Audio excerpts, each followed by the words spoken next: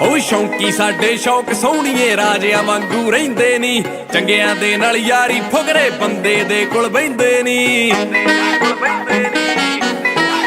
ਉਹ ਜਿੱਥੇ ਖੜਦੇ ਹੁੰਦਾ ਇਕੱਠ ਨੀ ਤੱਤਾ ਲਹੂ ਤੇ ਪੁੱਠੀ ਮੱਤ, ਆ ਵਿੱਚ ਵਿਦੇਸ਼ਾਂ ਪਾਉਂਦੇ ਫਿਰਦੇ ਤਾਕੜ ਮੁੰਡੇ ਤੱਕ। ਅਸੀਂ ਆ ਪਿੰਡਾਂ ਵਾਲੇ ਜੱਟ, ਅਸੀਂ ਆ ਪਿੰਡਾਂ ਵਾਲੇ ਜੱਟ, ਪਿੰਡਾਂ ਵਾਲੇ ਜੱਟ।